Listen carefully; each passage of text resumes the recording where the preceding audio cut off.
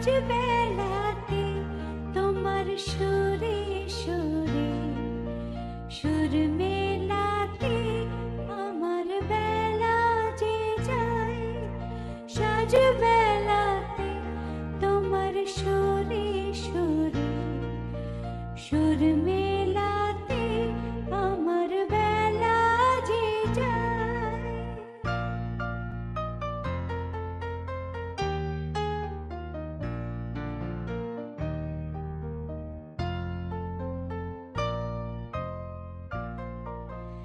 এক তারাটি একটি তারে গানের বেদন বইতে নারে। এক তারাটি একটি তারে গানের বেদন বইতে নারে। তোমার সাথে বারে বারে হার মেলেছি এই খেলাতে তোমার কোথায় থাকো, হ্যাঁ? সুরে এই দরজাটা খুলতে এতক্ষণ লাগে? মেলাতে আমার সরি, বেলা আমি যে যায়। বেডরুমে ছিলাম। তুমি যাও, ফ্রেশ হয়ে এসে আমি খাবার দিচ্ছি।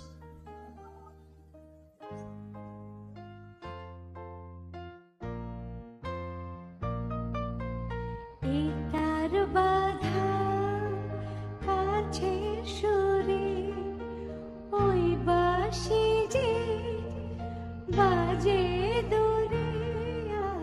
এই তার বাধা কাছে সুরে ওই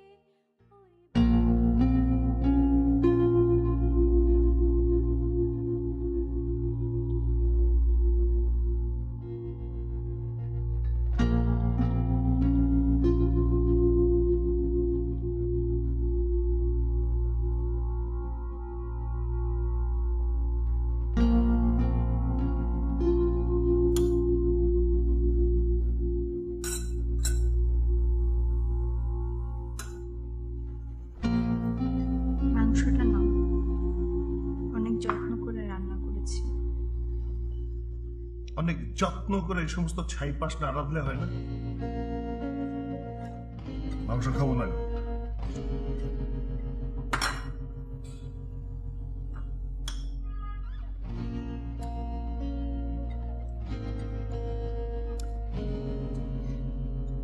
আচ্ছা, আমি কি গ্লাসে পানি খাই? আমার মগ কোথায়? এই সামান্য জিনিসটা মনে রাখার মতো ঘিলু তোমার মাথায় নেই?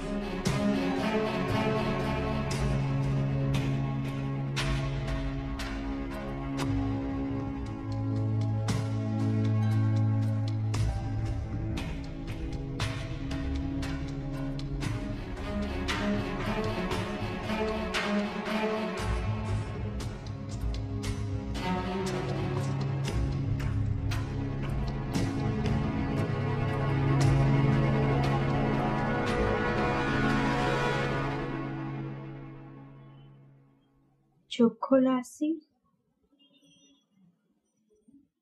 চোখ খোলো। দেখো দেখো তোমার দীপা তোমার জন্য কি নিয়ে অপেক্ষা করছে। পাগলের মতো ভালোবাসাও চূড়ান্ত অবহেলায়, অপমানে কতটা ঘৃণায় পরিণত হতে পারে সেটা চোখ খুলে দেখো।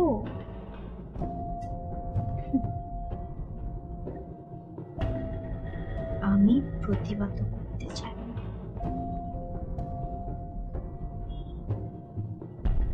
তুমি বুঝতে পারছো আসিফ, কি হতে যাচ্ছে? তুমি বুঝতে পারছো? তোমার সমস্ত অন্যায়, সমস্ত অবিশ্বাসের অবসান ঘটতে যাচ্ছে, পরিসমাপ্তি।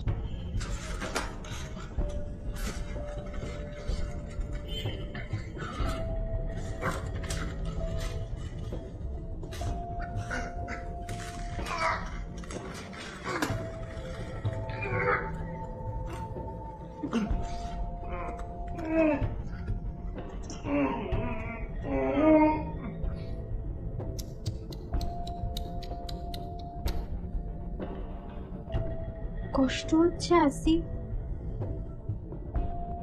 খুব কষ্ট হচ্ছে।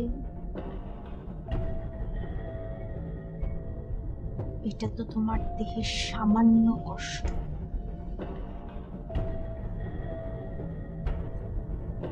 একবারেই শেষ। তুমি তো আমাকে প্রতিদিন খুন করেছো, প্রতিটা মুহূর্তে খুন করেছো, প্রতিদিন আমাকে রক্তাক্ত করেছো চরম অবহেলায়, চূড়ান্ত অপমান।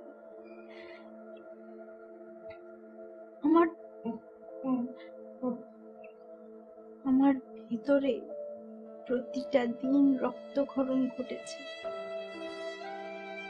তোমার ঘৃণায়, নিষ্ঠুরতায়, অবিশ্বাসে। অথচ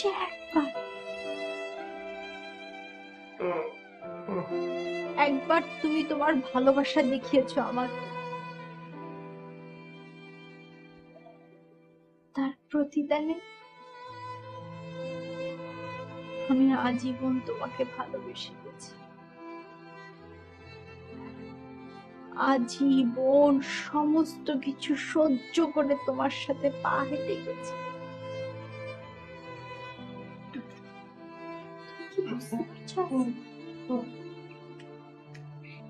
আমি তোমাকে কতটা ভালোবেসেছিলাম, তোমাকে ভালোবেসে সবকিছু ছেড়ে চলে এসেছি,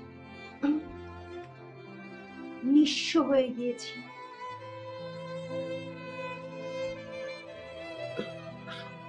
আমার আর কিছু ভালো লাগে না, কোনো কষ্ট নেই। তুমি বুঝতে পারছো? বুঝতে পারছো তুমি?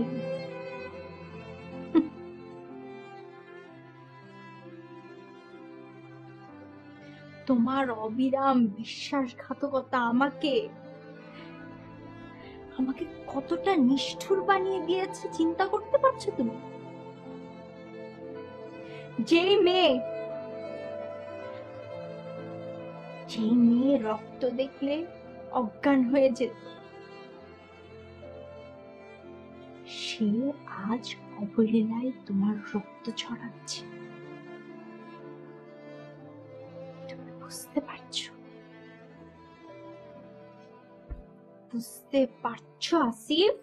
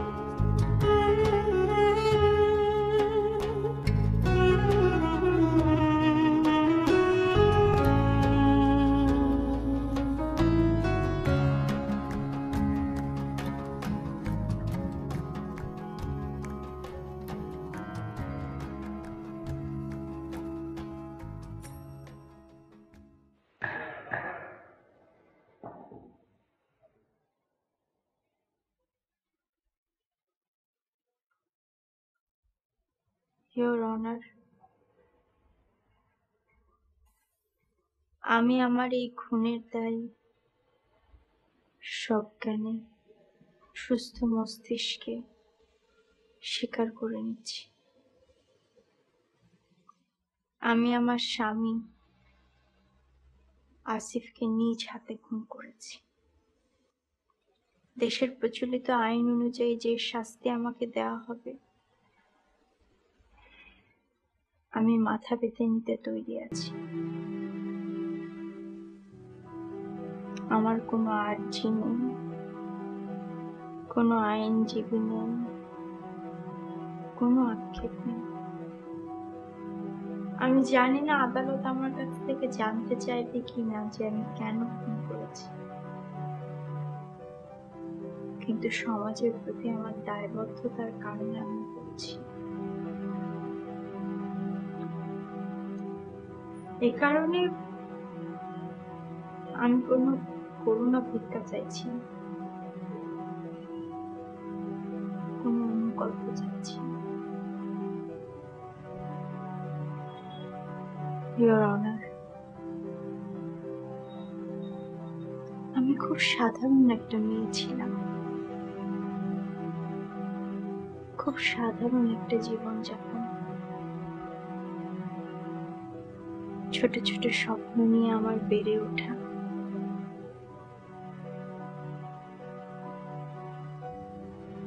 দেশের ৮-১০টা মেয়ের মতো উচ্চ শিক্ষার জন্য যখন বিশ্ববিদ্যালয়ে প্রথম পা রাখলাম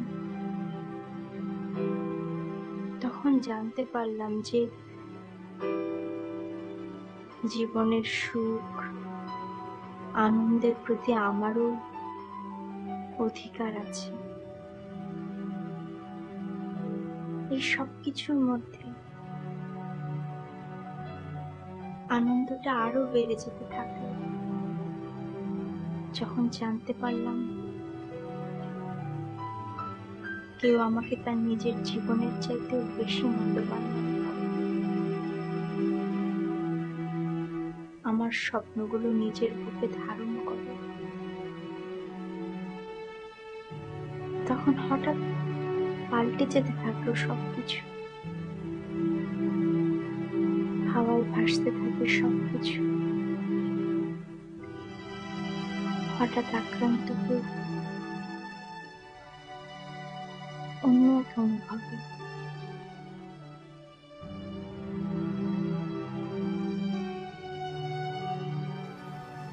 এই কোথায় ছিলি আজ তোরা সারাদিন?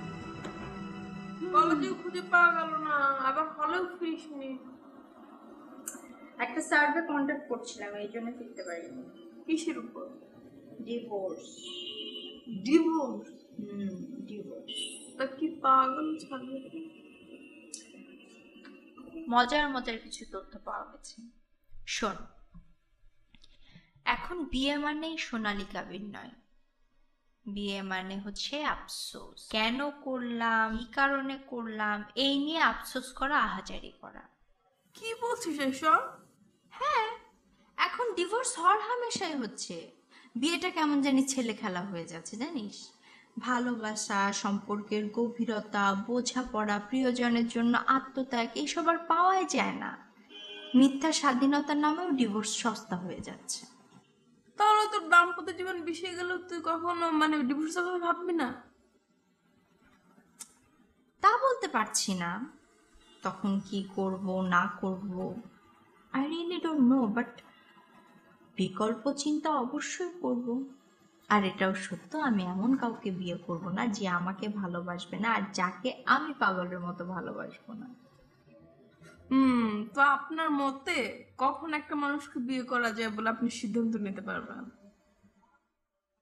আমার মনে হয় একটা মানুষকে যখন সব সময় দেখতে ইচ্ছে করবে, মানে ঘুমোতে যাওয়ার সময় দেখতে ইচ্ছে করবে, ঘুম থেকে উঠে দেখতে ইচ্ছে করবে, কোথাও বের হতে যাওয়ার আগে দেখতে ইচ্ছে করবে, বাহির থেকে এসে বাসায় দেখতে ইচ্ছে করবে, সব সময় দেখতে ইচ্ছে করবে। এরকম একজন মানুষ অলরেডি তোর লাইফে এসে গেছে আর তুই খুঁজেও দেখিসনি। এসে গেছে মানে বুঝলাম না। হ্যাঁ সত্যি বলছি, বিশেষ নয় গেটে গিয়ে দেখে আয়। আমাদের রুমে 3বার স্লিপ দিয়ে গেছে। এখন তোর বন্ধু শায়নের সাথে বসে আছে। আর তোর তো 3-4 বছরের বড়ই হবে। নানা ছুতোই তোকে দেখতে আসে, কিন্তু সাহস করে তোর সামনে আসতে পারছে না। এখন কোথাও টিকতে পারছে না। চল দেখে আসি। চল দেখে আসি বললি আর আমি ঢ্যাং ঢ্যাং করে চলে যাব না? তোর ইচ্ছা হলে তুই যা, আমি যেতে পারবো না, আমার এত সময় নেই। দেখতে তো আসছে তোকে। আমার জন্য এমনি ওয়েট করলে আমি ঠিকই চলে যেতাম। আমার কাছে খবর ছিল বাবা, আমি দিয়ে গেলাম। এখন তোমার ইচ্ছা, তুমি গেলে যাও, না গেলে না, তোমার ইচ্ছা।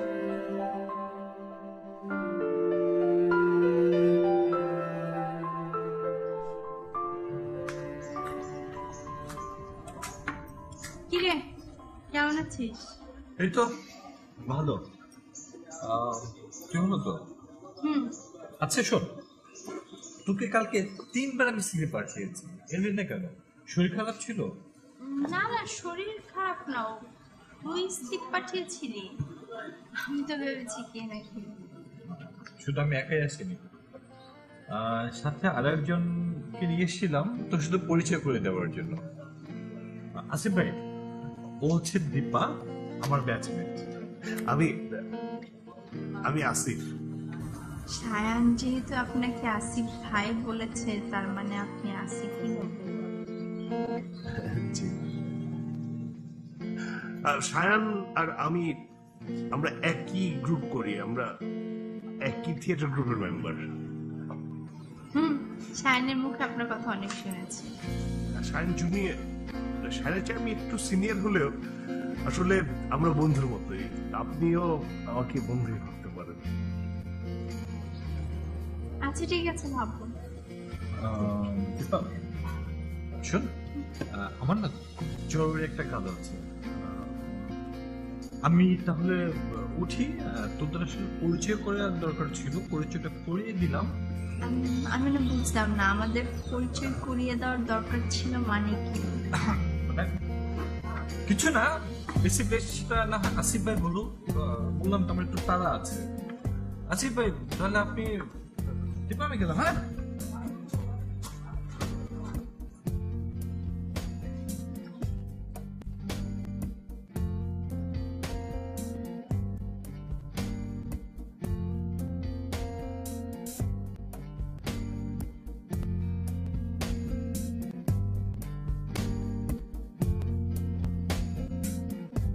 আপনি কি কোনো কাজে এসেছিলেন?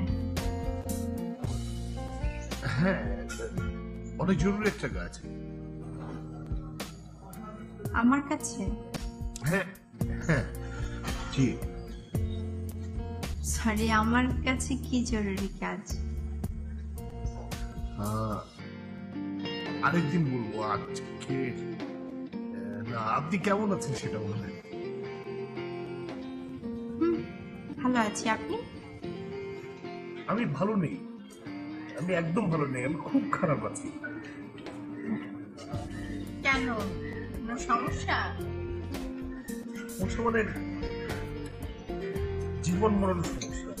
আমাকে বলা যায়? শুধু আপনাকেই বলা যায়। কিন্তু হয়েছে কি, আজকেই তো আপনার সঙ্গে প্রথম পরিচয় হলো। আজকে বলতে চাচ্ছি না, অন্য দিন। আচ্ছা,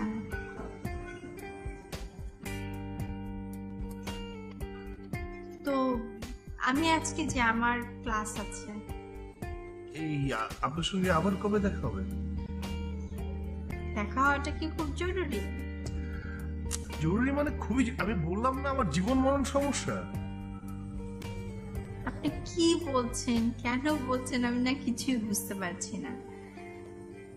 দেখা হওয়াটা যদি খুব জরুরি হয়ে থাকে তাহলে দেখা হবে। Thank you. আসুন।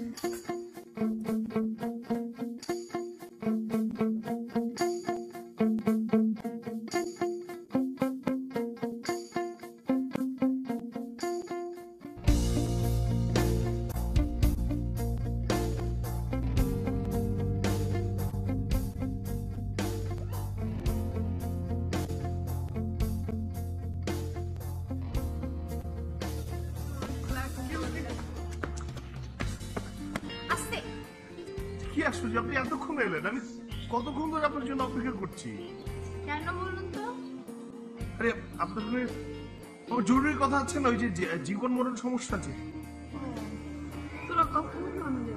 আরে না না না, আমার একটা ইম্পর্টেন্ট ক্লাস আছে, আমরা পরে কথা বলি। পরে কখন? ক্লাস শেষে। ক্লাস শেষ হবে কখন? শেষ ক্লাস যখন শেষ হবে তখন। আমি আছি।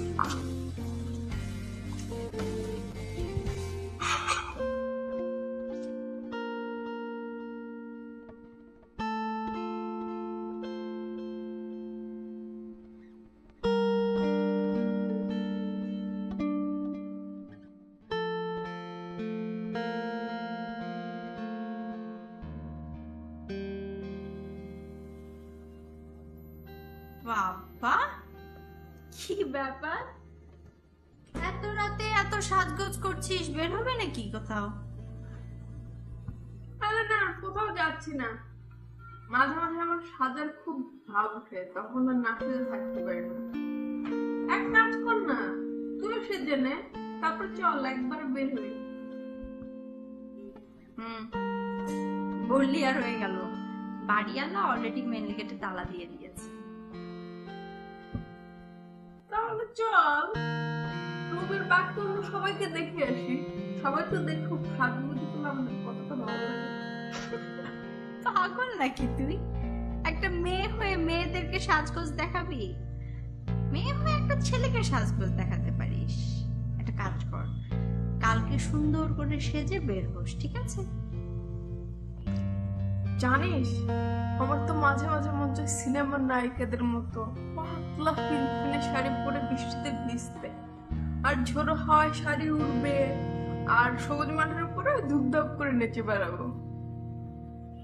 ইস, আর ভিলেন এসে তোর সবকিছু ছিনিয়ে নিয়ে যাবে।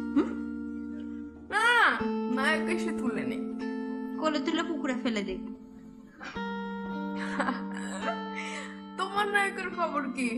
শুনেছি সে নাকি মহা বিপদে আছে, তার নাকি অবস্থা খুব খারাপ।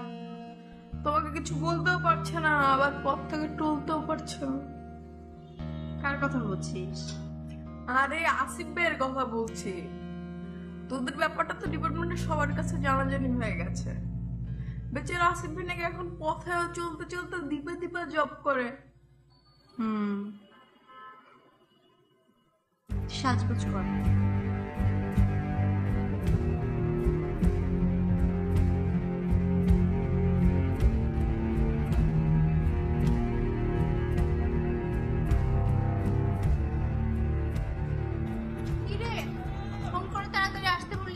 চল তাড়াতাড়ি চল। কোথায় যাব? আসিফ ভাই অ্যাক্সিডেন্ট করেছে, হসপিটালে আছে, সারাক্ষণ বিড়বিড় করছে, আর তোর নাম বলতেছে। চল। কি বলিস? কখন অ্যাক্সিডেন্ট করলো? আজকে সকালে অ্যাক্সিডেন্ট করেছে। এত কথা বলার সময় নেই, চল হসপিটালে চল। হ্যাঁ হ্যাঁ, চল চল চল।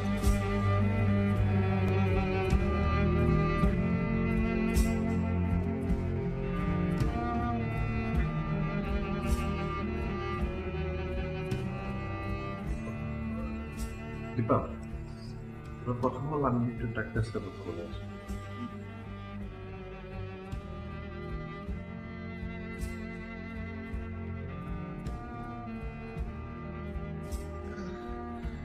এই হাতটা কখনো ছেড়ে দিও না, আমি মরে যাব না। শান্ত হন, আপনাকে মরতে না দেওয়ার চেষ্টা করুন। চেষ্টা না, চেষ্টা না, তুমি প্রমিস করো আমরা আমরা সারা জীবন একসঙ্গে বাঁচবো। তোমাকে ছাড়া এক মুহূর্তের সাথে আমাকে সম্ভব না। তুমি শান্ত হও আসিফ, শান্ত হও, নইলে আবার অসুস্থ হয়ে পড়বে। আমরা নিশ্চয়ই একসাথে বাঁচব। একটু স্টেবল হও।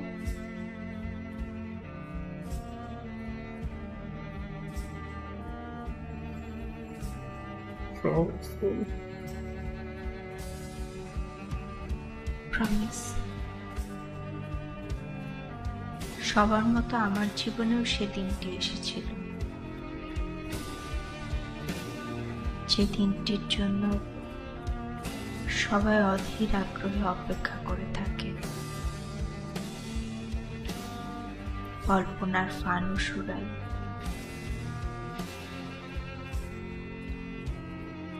কিন্তু আমার জীবনে এসেছিল একটু অন্যভাবে। মা বাবার অমতে, আত্মীয় স্বজনের বিরুদ্ধে যে অপ্রতিষ্ঠিত একটা ছেলের গলায় বিয়ের মালা পরিয়ে দিলাম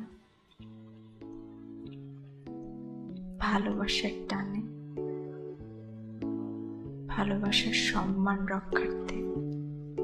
কেউ যখন আর নেই পাশে, তন্দ্রা মগন কোন আকাশে, দূর সময়ে নিঃশ্বাসে গোধূলির খেলা, দিন শেষে নিয়ে আসে মায়া তোর গানে, মায়া তোর গানে, মায়া তোর কাছে যাই চলে।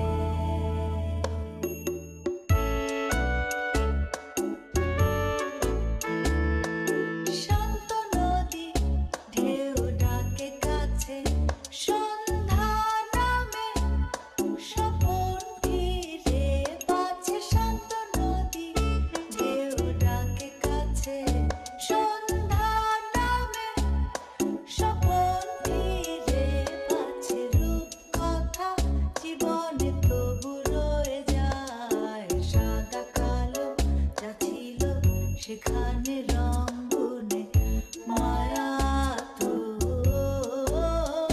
পানে। তোর খেলা সে খেলা, সে যেন মিছে খেলা, তোর খেলা সে খেলা, সে যেন মিছে খেলা। জানো, আমার মাঝে মাঝে মনে হয় এসব যেন সত্যি না। আমি যেন স্বপ্নের মাঝে আছি। আমি কি সত্যি তোমাকে পেয়েছি? স্বপ্নে নয়, ছুঁয়ে ছুঁয়ে দাও।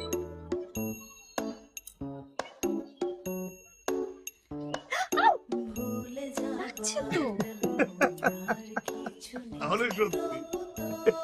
কথা মনে পড়লে ভুলে যাবার তেমন আর কিছু নেই। প্রথম কিছুদিন কেটে গেল ঘুরে, কিন্তু তারপর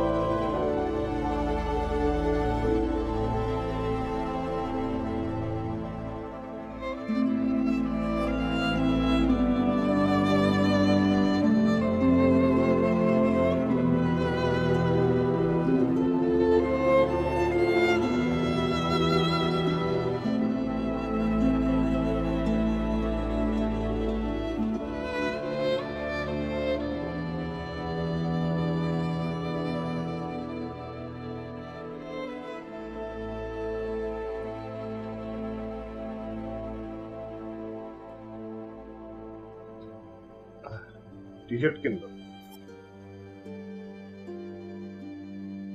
ধরো না, ব্ল্যাকের সাথে খুব ভালো লাগবে।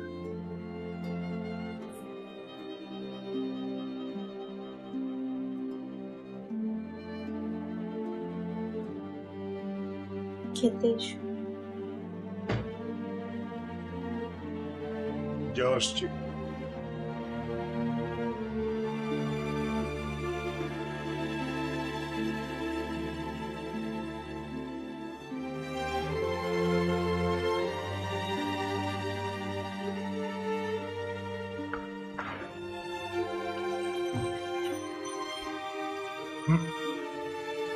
আমি আসছি।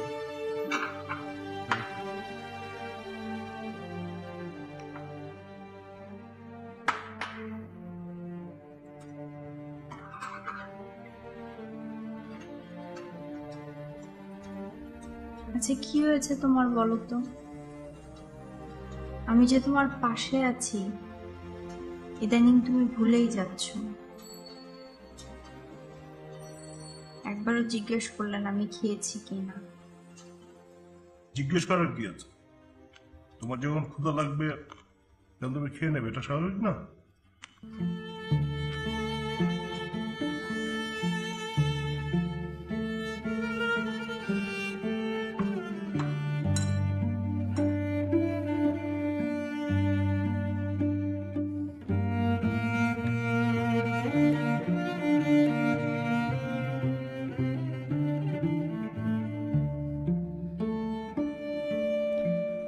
কি ব্যাপার, কোথায় যাচ্ছ? কাজে। এত রাতে কিসের কাজ? কি ব্যাপার বলো তো? তুমি ইদানিং কোথায় যাচ্ছ, কি করছো, কোন কাজ করছো, কিছু আমাকে বলছো না। কৈফিয়ত ছিল না তো? এত কৈফিয়ত ভালো লাগে, এত কৈফিয়ত দেওয়ার সময় আমার হাতে নেই।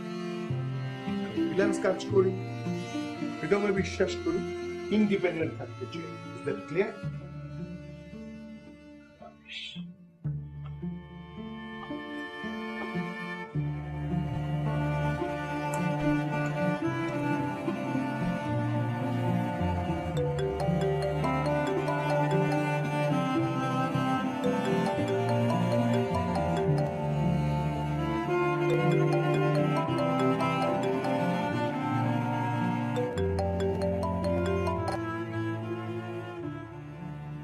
হ্যালো,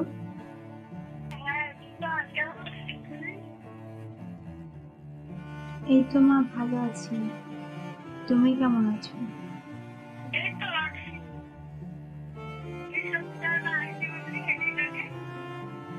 হ্যাঁ মা, আসার তো কথা। আসলে মা, ও তো অনেক ব্যস্ত থাকে, ও একটু ফ্রি হলে আমি চলে আসবো।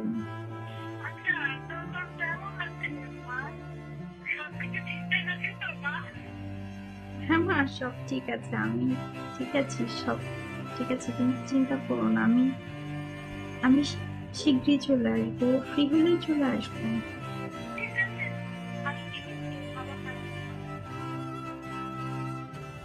হুম, তুমি ভালো থাকো।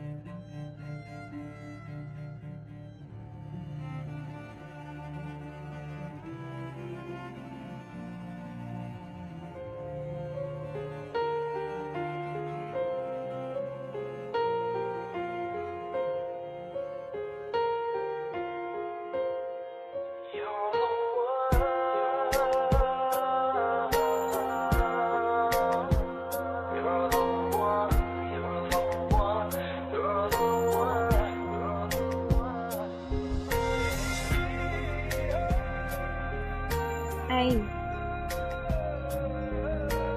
বিয়ের পর তো একবারও মার বাসায় যাওয়া হয়নি। মা খুব বলছিল চলো না কয়েকদিনের জন্য মার বাসা থেকে ঘুরে আসি। ছেলে তুমি যাও, আমার সময় হবে না। আশ্চর্য, বিয়ের পর প্রথমবার মার বাড়ি যাব, একা একা গেলে কেমন দেখায় না? দেখো, কে কি বললো, কে কি ভাবলো, সেসবকে পাত্তা দেওয়ার সময় আমার হাতে নেই। অনেক রাত হয়েছে, ঘুমাও। যাও।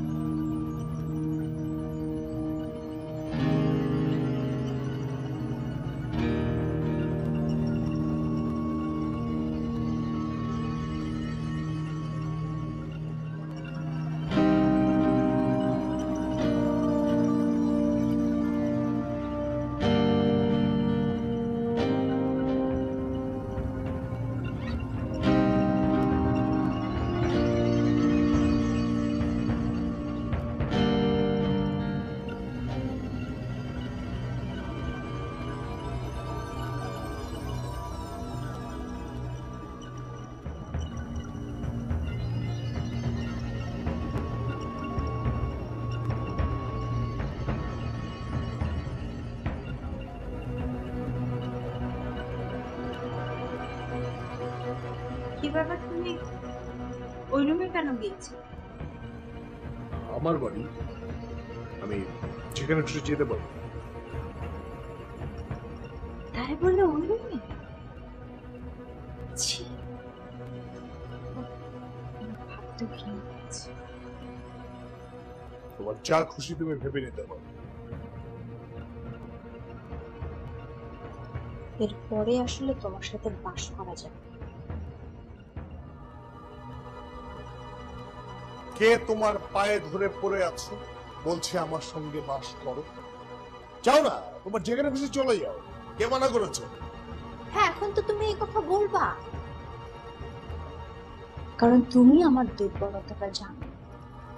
আমার সবচাইতে বড় দুর্বলতা হচ্ছে আমি সবকিছু ছেড়ে তোমার সাথে চলে এসেছি, তোমার সাথে সংসার করছি, তোমাকে ভালোবেসেছি।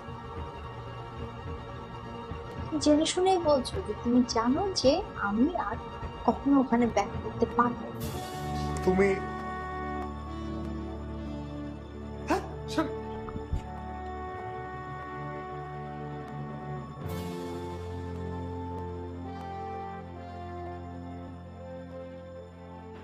আসলে তার কথাই সত্য ছিল। কোথাও যাওয়ার মতো মুখ আমার ছিল না, তাই তার কাছেই মিনতি রেখেছিলাম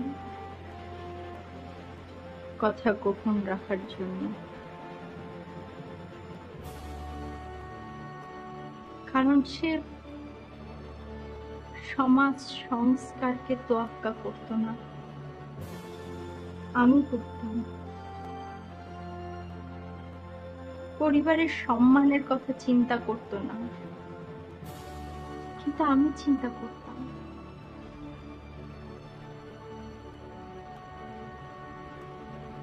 সত্যটাকে গোপন রেখে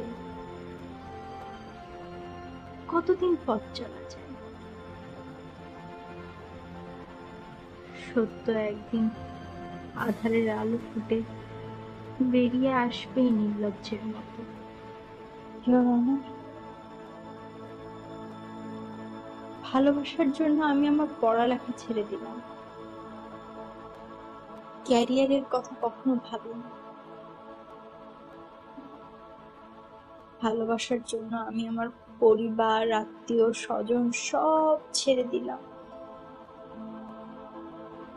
আশ্রয়ের কথা কখনো ভাবিনি।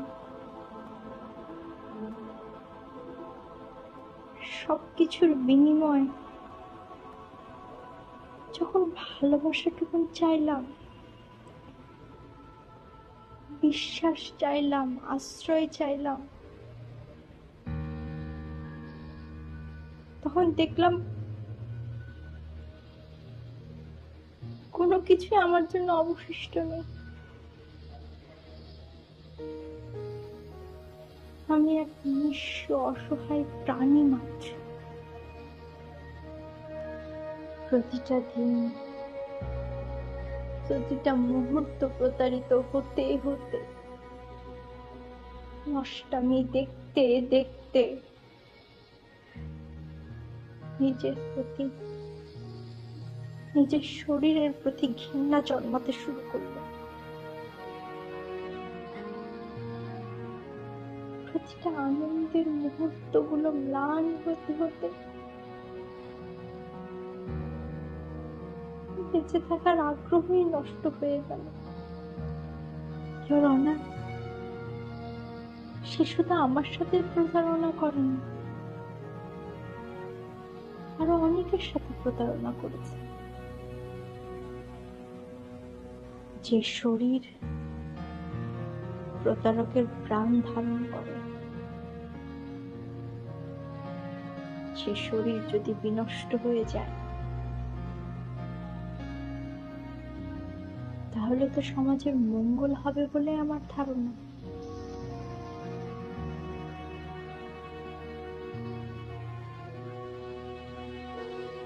ইওর অনার, আমি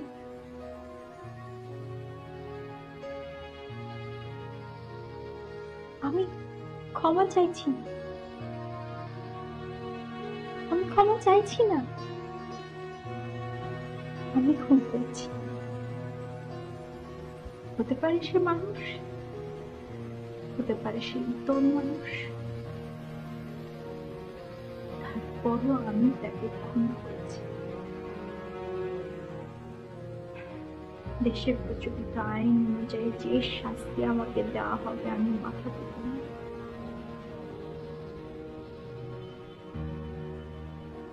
আমার আর কিছু বলার নেই, কিছুই বলার নেই।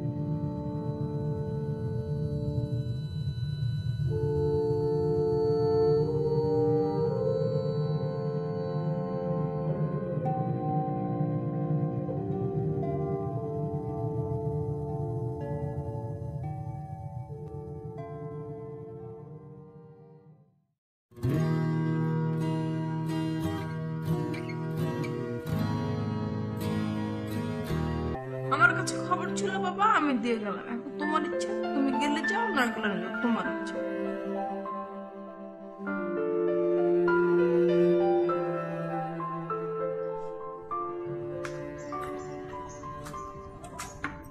কিরে, কেমন আছিস?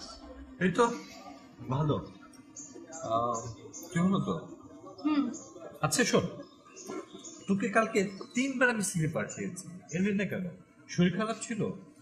না না, শরীর খারাপ না, তুই স্লিপ পাঠিয়েছিলি। আমি তো ভেবেছি কে নাকি।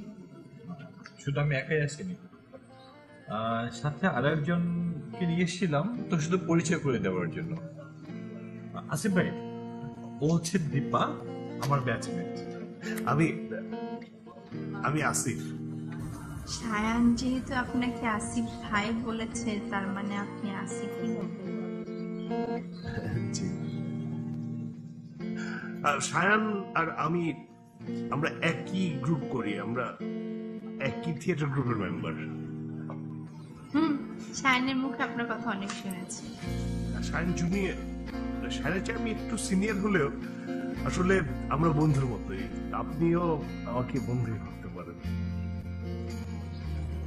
আচ্ছা ঠিক আছে, ভাববো। দীপা শোন, আমার না খুব জরুরি একটা কাজ আছে।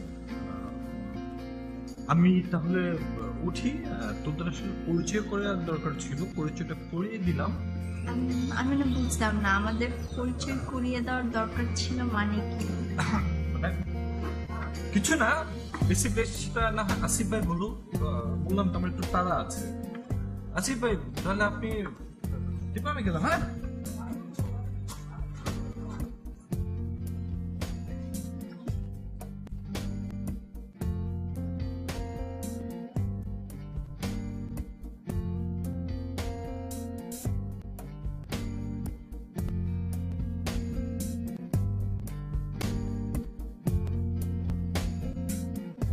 আপনি কি কোনো কাজে এসেছিলেন? হ্যাঁ, অনেক জরুরি একটা কাজ। আমার কাছে? হ্যাঁ হ্যাঁ, জি। সরি, আমার কাছে কি জরুরি কাজ? আরেকদিন বলবো, আজকে না। আপনি কেমন আছেন সেটা বলেন। ভালো আছি, আপনি? আমি ভালো নেই, আমি একদম ভালো নেই, আমি খুব খারাপ আছি। কেন, কোনো সমস্যা? সমস্যা মানে জীবন মরণ সমস্যা। আমাকে বলা যায়? শুধু আপনাকেই বলা যায়। একটু বলেছি কি, আজকেই তো আপনার সঙ্গে প্রথম পরিচয় হলো, আজকে বলতে চাচ্ছি না, তোমার দিন। আচ্ছা,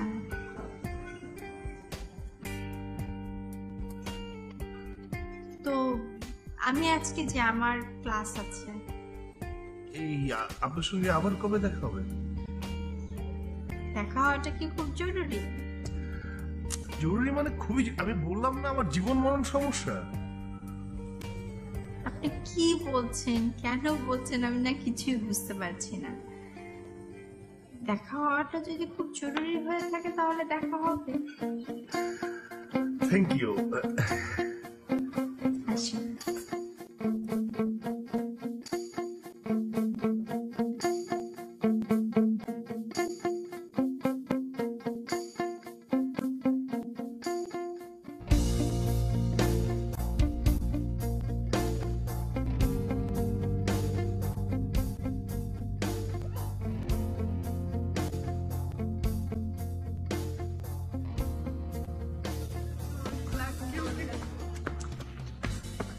আস্তে।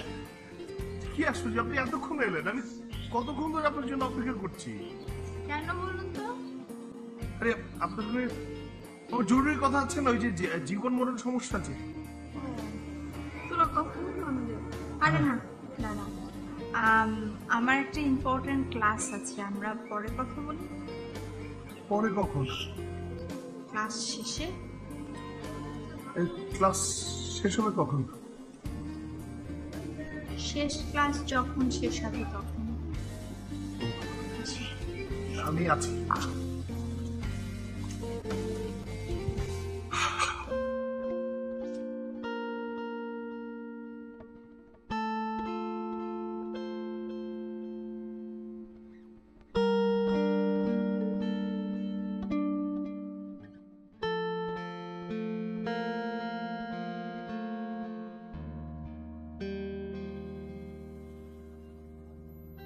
বাবা, কি ব্যাপার? এত রাতে এত সাজগোজ করছিস, বের হবে নাকি কোথাও? আরে না, কোথাও যাচ্ছি না। মাঝে মাঝে আমার সাজার খুব ভাব ওঠে, তখন আর না সেজে থাকতে পারি না। এক কাজ কর না, তুইও সেজে নে, তারপর চল একবার বের হই। বললি আর হয়ে গেল। বাড়িওয়ালা অলরেডি মেন গেটে তালা দিয়ে দিয়েছে। তাহলে চল, রবির বাক করলো, সবাইকে দেখে আসি। সবাই তো দেখুক সাজগুজি করলে আমাদের কতটা ভালো লাগে। পাগল নাকি তুই? একটা মেয়ে হয়ে মেয়েদেরকে সাজগোজ দেখাবি? মেয়ে হয়ে একটা ছেলেকে সাজগোজ দেখাতে পারিস। একটা কাজ কর,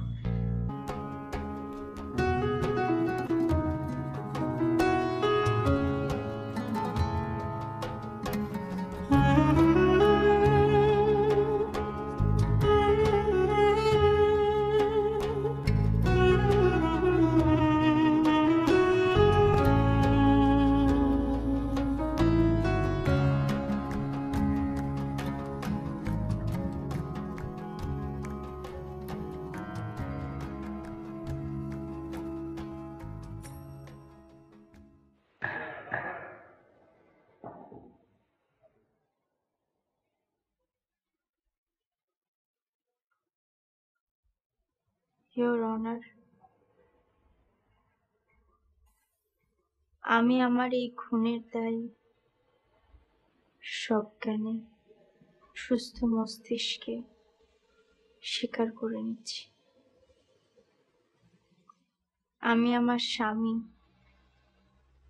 আসিফকে নিজ হাতে খুন করেছি। দেশের প্রচলিত আইন অনুযায়ী যে শাস্তি আমাকে দেওয়া হবে, আমি মাথা পেতে নিতে তৈরি আছি। আমার কোনো আর্জি নেই, কোনো আইনজীবী নেই, কোনো আক্ষেপ নেই। আমি জানি না আদালত আমার কাছ থেকে জানতে চাইবে কিনা যে আমি কেন খুন করেছি, কিন্তু সমাজের প্রতি আমার দায়বদ্ধতার কারণে আমি বলছি। এই কারণে আমি কোনো করুণা ভিক্ষা চাইছি না, কোনো অনুকল্প চাইছি না। ইয়োর অনার, আমি খুব সাধারণ একটা মেয়ে ছিলাম, খুব সাধারণ একটা জীবন যাপন। ছোট ছোট স্বপ্ন নিয়ে আমার বেড়ে ওঠা।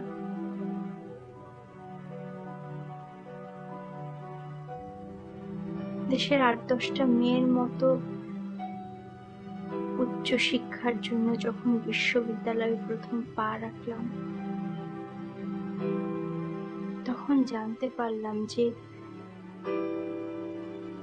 জীবনের সুখ আনন্দের প্রতি আমারও অধিকার আছে।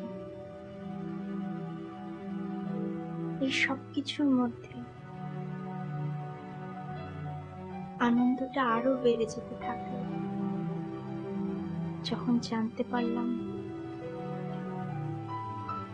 কেউ আমাকে তার নিজের জীবনের চাইতেও বেশি মূল্যবান মনে করে। আমার স্বপ্নগুলো নিজের বুকে ধারণ করে। তখন হঠাৎ পাল্টে যেতে থাকলো সবকিছু, হাওয়ায় ভাসতে থাকে সবকিছু। হঠাৎ আক্রান্ত হয়ে অন্য এক অনুভবে।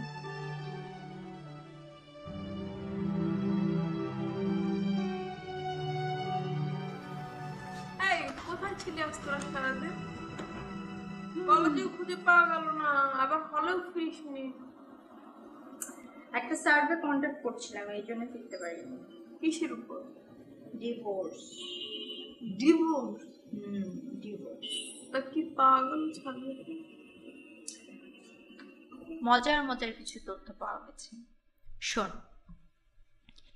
এখন বিয়ে মানেই সোনালী কাবিন নয়, বিয়ে মানে হচ্ছে আফসোস। কেন করলাম, কি কারণে করলাম, এই নিয়ে আফসোস করা, আহাজারি করা। কি বলছিস এসব? হ্যাঁ, এখন ডিভোর্স হওয়ার হামেশাই হচ্ছে। বিয়েটা কেমন জানি ছেলে খেলা হয়ে যাচ্ছে জানিস। ভালোবাসা, সম্পর্কের গভীরতা, বোঝাপড়া, প্রিয়জনের জন্য আত্মত্যাগ এইসব আর পাওয়াই যায় না। মিথ্যা স্বাধীনতার নামেও ডিভোর্স সস্তা হয়ে যাচ্ছে। তাহলে তোর দাম্পত্য জীবন বিষে গেল, তুই কখনো ডিভোর্সের কথা ভাববি না? তা বলতে পারছি না, তখন কি করব না করব I really don't know, but বিকল্প চিন্তা অবশ্যই করব। আর এটাও সত্য, আমি এমন কাউকে বিয়ে করব না যে আমাকে ভালোবাসবে না আর যাকে আমি পাগলের মতো ভালোবাসবো না। তো আপনার মতে কখন একটা মানুষকে বিয়ে করা যায় বলে আপনি সিদ্ধান্ত নিতে পারবেন? আমার মনে হয় একটা মানুষকে যখন সব সময় দেখতে ইচ্ছে করবে, মানে ঘুমোতে যাওয়ার সময় দেখতে ইচ্ছে করবে, ঘুম থেকে উঠে দেখতে ইচ্ছে করবে, কোথাও বের হতে যাওয়ার আগে দেখতে ইচ্ছে করবে, বাহির থেকে এসে বাসায় দেখতে ইচ্ছে করবে, সব সময় দেখতে ইচ্ছে করবে। এরকম একজন মানুষ অলরেডি তোর লাইফে এসে গেছে আর তুই খুঁজেও দেখিসনি। এসে গেছে মানে? বুঝলাম না। হ্যাঁ সত্যি বলছি, বিশেষ না গেটে গিয়ে দেখে আয়। আমাদের রুমে 3বার স্লিপ দিয়ে গেছে। এখন তোর বন্ধু শায়নের সাথে বসে আছে, আর তোর তো 3-4 বছরের বড়ই হবে। নানা চুদে তোকে দেখতে আসে, কিন্তু সাহস করে তোর সামনে আসতে পারছে না। এখন কোথাও টিকতে পারছে না, চল দেখে আসি। চল দেখে আসি বললি আর আমি ঢ্যাং ঢ্যাং করে চলে যাব না? তোর ইচ্ছা হলে তুই যা, আমি যেতে পারবো না, আমার এত সময় নেই। দেখতে তো আসছে তোকে, আমার জন্য এমনি ওয়েট করলে আমি ঠিকই চলে যেতাম। কালকে সুন্দর করে সেজে বের হোস, ঠিক আছে? জানিস, আমার তো মাঝে মাঝে মনে হয় সিনেমার নায়িকাদের মতো পাতলা ফিনফিনে শাড়ি পরে বৃষ্টিতে ভিজতে, আর ঝোড়ো হাওয়ায় শাড়ি উড়বে, আর সবুজ মাঠের উপরে ধুপধাপ করে নেচে বেড়াবো। ইস, আর ভিলেন এসে তোর সবকিছু ছিনিয়ে নিয়ে যাবে। না, নায়ক এসে তুলে নেই, কোলে তুলে পুকুরে ফেলে দেখবি। তোমার নায়কের খবর কি? শুনেছি সে নাকি মহা বিপদে আছে, তার নাকি অবস্থা খুব খারাপ। তোমাকে কিছু বলতেও পারছে না, আবার পথ থেকে টলতেও পারছে না। কার কথা বলছিস? আরে আসিফ ভাইয়ের কথা বলছি। তোদের ব্যাপারটা তো ডিপার্টমেন্টের সবার কাছে জানাজানি হয়ে গেছে। বেচারা আসিফ ভাই নাকি এখন পথে চলতে চলতে দ্বীপে দ্বীপে জব করে। সাজগোজ কর।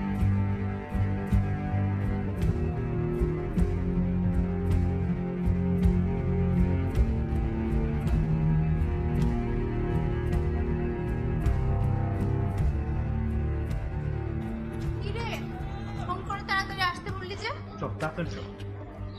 কোথায় যাব? আসিফ ভাই অ্যাক্সিডেন্ট করেছে, হসপিটালে আছে, সারাক্ষণ বিড়বিড় করছে, আর তোর নাম বলতেছে। চল। কি বলিস? কখন অ্যাক্সিডেন্ট করলো?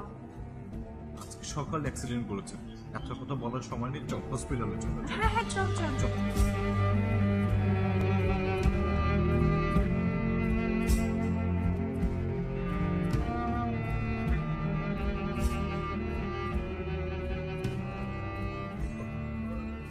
দীপা, তোর কথা বল, আমি একটু ডাক্তার সাথে করে আসি।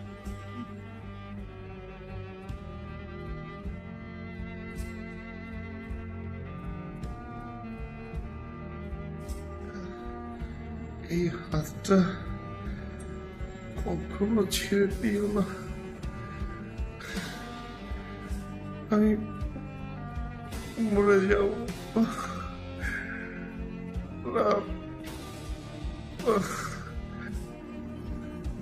শান্ত হন। আপনাকে মরতে না দেওয়ার চেষ্টা করব। চেষ্টা না, চেষ্টা না। তুমি প্রমিস করো আমরা আমরা সারা জীবন একসঙ্গে বাঁচবো। তোমাকে ছাড়া এক মুহূর্ত বেঁচে থাকা আমার পক্ষে সম্ভব না। তুমি শান্ত হও আসিফ, শান্ত হও, নইলে আবার অসুস্থ হয়ে পড়বে। আমরা নিশ্চয়ই একসাথে বাঁচব। একটু স্টেবল হও।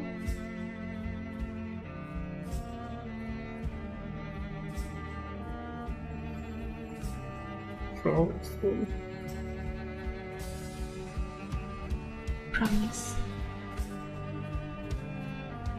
সবার মতো আমার জীবনেও সে দিনটি এসেছিল, যে দিনটির জন্য সবাই অধীর আগ্রহে অপেক্ষা করে থাকে। কল্পনার ফানুস উড়াই,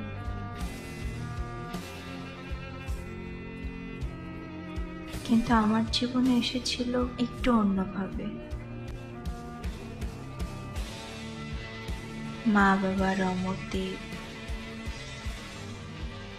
আত্মীয় স্বজনের বিরুদ্ধে যে অপ্রতিষ্ঠিত একটা ছেলের গলায় বিয়ের মালা পরিয়ে দিলাম, ভালোবাসার টানে, ভালোবাসার সম্মান রক্ষার্থে। কেউ যখন আর নেই পাশে, তন্দ্রা মগন কোন আকাশে, দূর সময়ে নিঃশ্বাসে গোধূলির খেলা, দিন শেষে নিয়ে আসে মায়া তোর পানে, মায়া তোর গানে, মায়া তোর কাছে যাই চলে।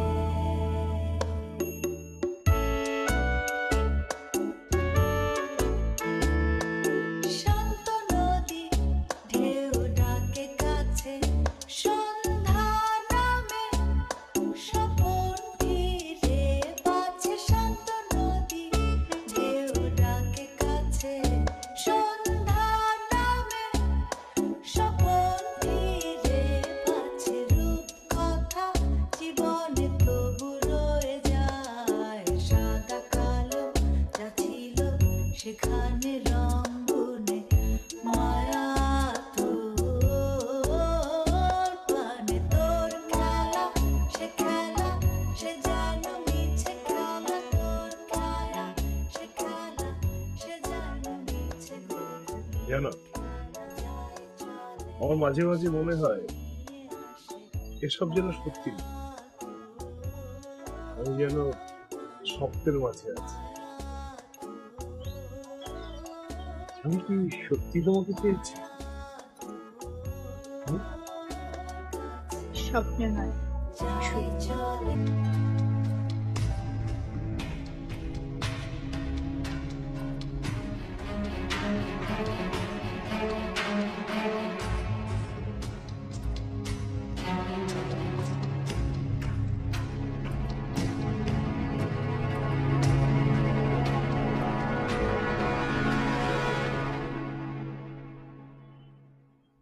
চোখ খোলো আসি,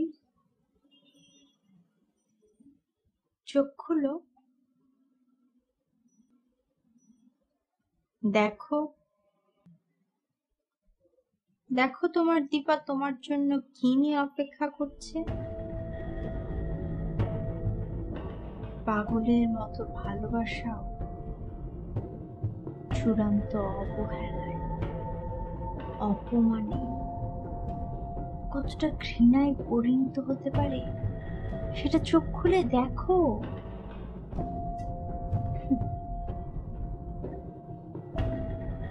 আমি প্রতিবাদ করতে চাই না,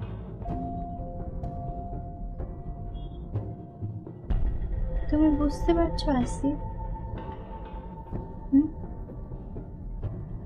কি হতে যাচ্ছে তুমি বুঝতে পারছো?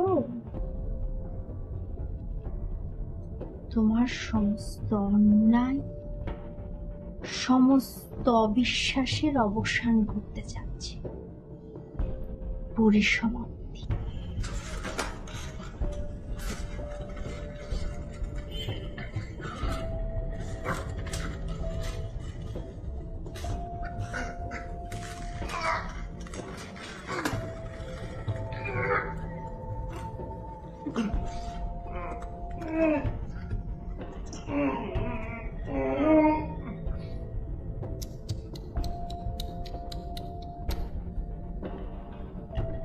কষ্ট হচ্ছে আসিফ?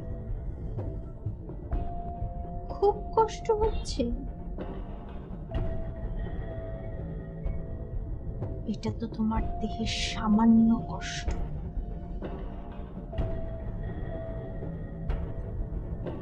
একবারেই শেষ। তুমি তো আমাকে প্রতিদিন খুন করেছো, প্রতিটা মুহূর্তে খুন করেছো, প্রতিদিন আমাকে রক্তাক্ত করেছো চরম অবহেলায়, চূড়ান্ত অপমান। আমার আমার ভিতরে প্রতিটা দিন রক্তক্ষরণ ঘটেছে তোমার ঘৃণায়, নিষ্ঠুরতায়, অবিশ্বাসে। অথচ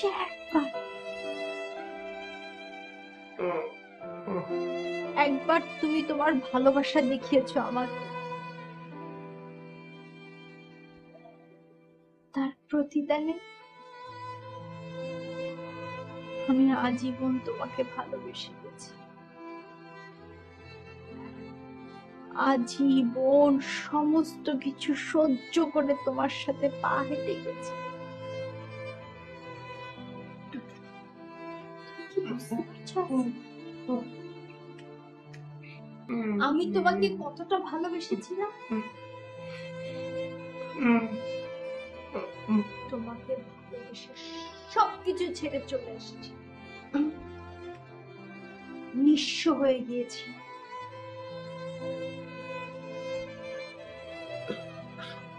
আমার আর কিছু ভালো লাগে না।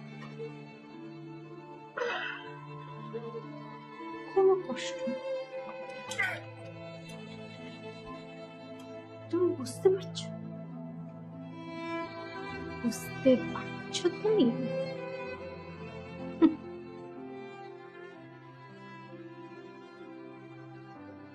তোমার অবিরাম বিশ্বাসঘাতকতা আমাকে আমাকে কতটা নিষ্ঠুর বানিয়ে দিয়েছে চিন্তা করতে পারছো তুমি? যেই মেয়ে রক্ত দেখলে অজ্ঞান হয়ে যেত,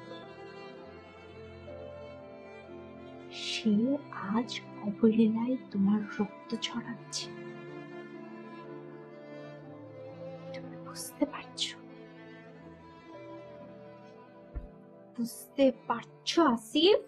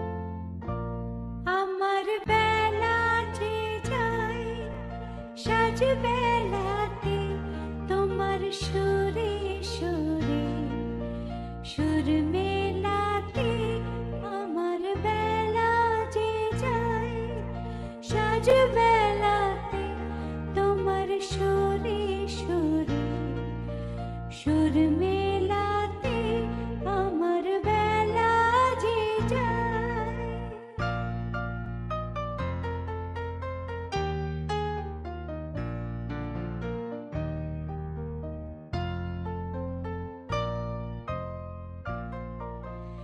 এক তারাটি একটি তারে গানের বেদন বইতে নারে এক তারাটি একটি তারে গানের বেদন বইতে নারে তোমার সাথে বারে বারে হার মেলেছি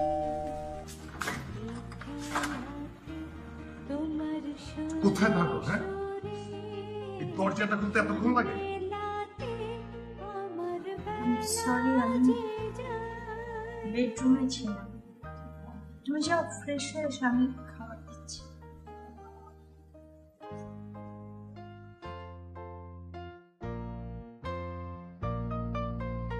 এই তার বাধা কাছে সুরে ওই বাঁশি যে বাজে দূরে এই তার বাধা কাছে সুরে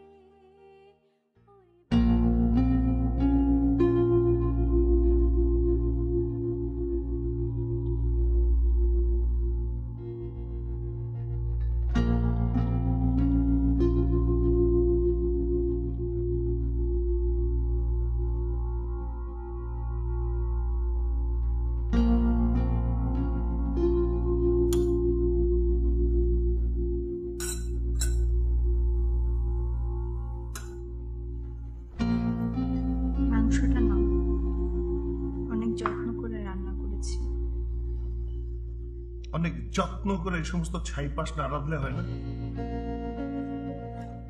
মাংস খাবো না।